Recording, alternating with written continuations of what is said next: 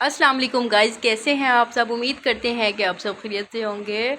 और जी हाजिर हैं नए व्लॉग के साथ। और कराची में इतनी गर्मी हो रही है कि बस क्या कहें, अल्लाह ताला रहम करे। बहुत गर्मी है। और बस ये अभी हमारी सुबह हो गई है और सबसे पहले जो है ना, हमने अपने कबूतरों के लिए यहाँ पानी रखा है और रोज़ रखते हैं। अब तो इतनी गर्मी पड़ रही है कि दिन में 3 दफ़ा पानी रखते हैं। सुबह रखते हैं, फिर 12-1 बजे फिर रखते हैं, क्योंकि पानी गर्म हो जाता है और पानी में वो नहाते हैं तो पानी सारा जो है ना, कुछ वो पीते हैं, कुछ गिराते हैं। तो अपने भाई हम परिंदों का बहुत ख्याल रखते हैं। और आप लोग भी अपने घर की दीवार या छत पे पानी लाजमी रखा करें। तो बस ये धूप इतनी आ रही है तो मैं यहाँ पे पर्दे बंद कर देती हूँ, क्योंकि बहुत गर्म हवा आ रही है और धूप आ रही है, बहुत गर्मी है। तो यहाँ पे जी ईद की जो छुट्टियाँ वगैरह ख़त्म हो गई हैं और अमाद का आज मदरसे का दिन है। 15 छुट्टियाँ गुजार के तो आज पहला दिन है फिर। तो बस अभी इतनी गर्मी है, इसने कहा मैं नाश्ता तो नहीं कर रहा मम्मा, लेकिन मुझे आप शेक बना दें। तो बस फिर अभी बाकी बच्चे भी शेक पियेंगे, क्योंकि उनको तो वैसे ही बुखार था। तो बस फिर अभी उनका खाना पीना वैसे ही बंद है, कुछ खाते ही नहीं है। बस ये शेक या ऐसे ही कुछ जूस वगैरह ले लिया। मियाँ साहब को भी बुखार होया हुआ है। सबकी जो है ना, ईद के बाद तबीयत ख़राब हो गई थी, कुछ बहुत तेज़ बुखार, और सबकी अभी दवाइयाँ वगैरह चल रही हैं। क्या वो हमारे वापस आ गए? मम्मा होना छुट्टी है। छुट्टी किस चीज़ की? इतनी छुट्टियाँ दी है उसके बाद फिर छुट्टी? गर्मियाँ गर्मी की वजह से। कितनी छुट्टियाँ? तो अब सही नहीं है। तो यहाँ पे जी ये नंगे पंगे होके यहाँ लेटे हुए हैं और यहाँ फरमाइशें कर रहे हैं कि मम्मा चूरी बना दें। बस तभी दोपहर का टाइम हो रहा है, तो बस इनके लिए कुछ खाने के लिए बनाती हूँ। 2 दिन से इन्होंने कुछ खाया नहीं, इतने कमज़ोर हो गए हैं। और गर्मी इतनी है कि मैंने कहा शर्टें उतार दो। अभी इनको ठंडे पानी से नहलाया है मैंने, तो मैंने कहा बस यहीं लेटो। तो गाइस बच्चों को खाना वगैरह खिलाया है और उसके बाद ये है मेरे किचन का हाल हो रहा है। अल्लाह तौबा। अब ये सफाई करती हूँ, यहाँ से बर्तन वगैरह धोती हूँ। तो पहले ये सारा किचन क्लीन कर लूँ। जी गाइस, तो मैंने जो है ना रात के लिए खाना बनाने के लिए चढ़ा दिया है। और खाने में आज बन रहा है बीफ पुलाव, क्योंकि बच्चों को बुखार था और अब कुछ शुक्र अल्लाह का कुछ बेहतर हो गए हैं, और मियाँ साहब को भी बुखार है।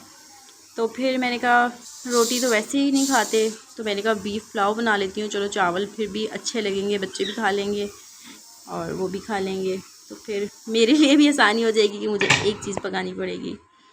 तो खैर फिर अभी जो है ना ये पुलाव बन रहा है। मैंने कुकर में रखा था गोश्त गलाने के लिए, क्योंकि 20 मिनट की सीटी लगाई है, तो मैंने कहा गोश्त फटाफट गल जाएगा।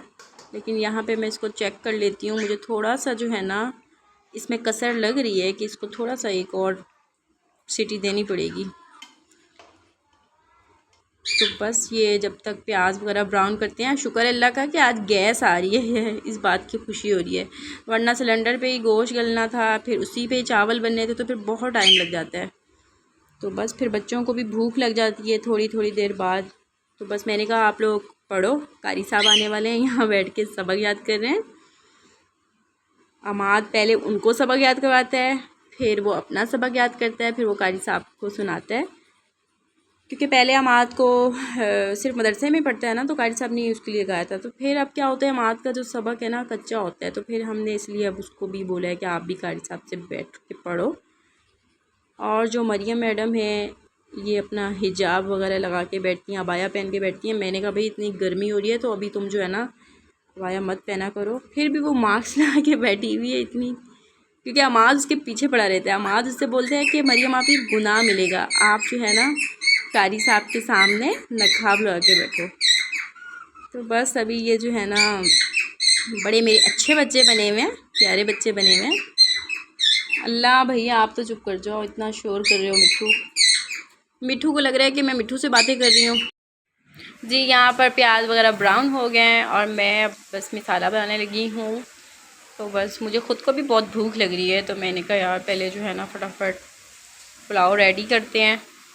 तो अभी मियाँ साहब को फ़ोन की है, वो कह रहे हैं मुझे 1 से 1.5 घंटा लग जाएगा आने में।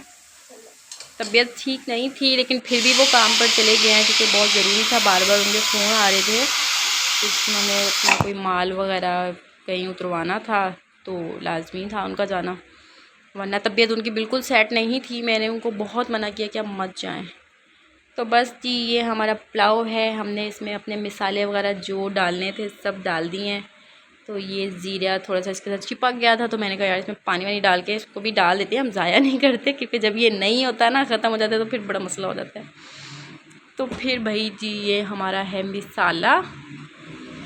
ऐसे थोड़ा सा लग रहा है, लेकिन मैंने मोबाइल बहुत ऊपर से पकड़ा हुआ है, तो इस वजह से ये ऐसे। और कढ़ाई भी बहुत बड़ी है ना, मैं कढ़ाई में चावल बनाती हूँ, पहले मैं पतीले में बनाती थी। तो फिर मैंने एक दफ़ा क्या हुआ पता नहीं, ऐसे कढ़ाई सामने पड़ी हुई तो मैंने बनाए ना, तो इतने अच्छे बने। तो उसके बाद तो भाई अब जब भी हम अपने घर के लिए, फैमिली के लिए बनाते हैं ना, तो फिर इस कढ़ाई में मैं बना लेती हूँ। और अगर कुछ दावत हो या ज़्यादा चावल बनते हैं तो फिर मैं पतीले में बनाती हूँ। तो गोश्त यहाँ पे बिल्कुल गल चुका है, और मरियम मैडम यहाँ पे कह रही है मम्मा मुझे दम से पहले आप जो है ना चावल निकाल के दे। इसको भी बड़े पसंद है दम लगाने से पहले चावल, भले गुड़ वाले चावल हो या पुलाव हो, कुछ भी हो। तो बस अब जो है ना इसमें गोश्त ऐड कर देते हैं।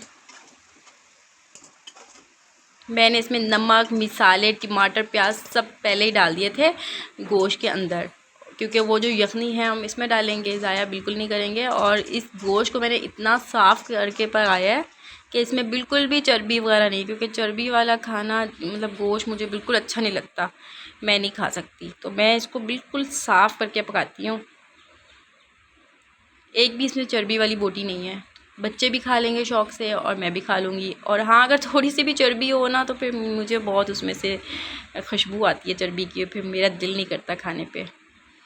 तो यहाँ पे जी बच्चों ने कहा कि मम्मा बोटी खा दें, तो फिर मैंने इनके लिए 2-3 बोटियाँ निकाली और सबको थोड़ी थोड़ी चेक करवाई कि कैसी बनी है। तो बस अभी बच्चे जो है ना कुरान पाक पढ़ेंगे, कारी साहब आने वाले हैं और कह रहे हैं कि मम्मा जल्दी से खाना तैयार कर लें। तो फिर कारी साहब जाएंगे तो फिर हम फ़ौरन खाना खाएंगे। और अगर कभी खाना पहले बन भी जाए ना, तो ये लोग नहीं खाते, कहते हैं कारी साहब से पढ़कर फिर ही खाएंगे। तो बस यहाँ पे जो है ना पुलाव तकरीबन तैयार हो गया, बस अभी मैंने दम लगा रही हूँ।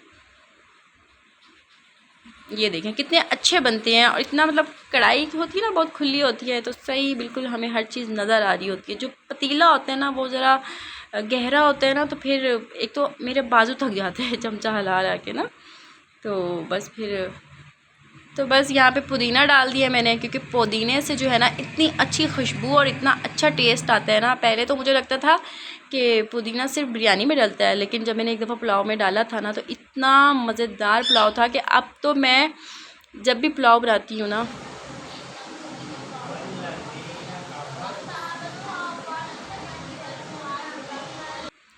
तो मैं कह रही थी कि जब भी मैं पुलाव बनाती हूँ तो पुदीना लाजमी डालती हूँ। तो यहाँ पे जो है ना मैंने रायता बनाया है।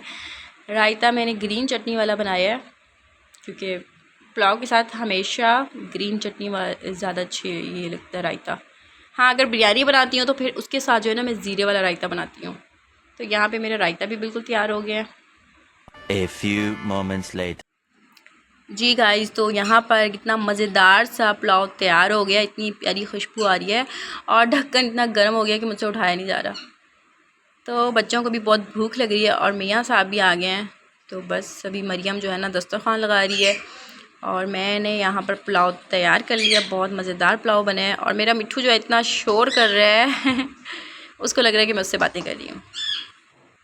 जी गाइस, तो यहाँ पर खाना लग चुका है और सब बैठ के खाना खा रहे हैं।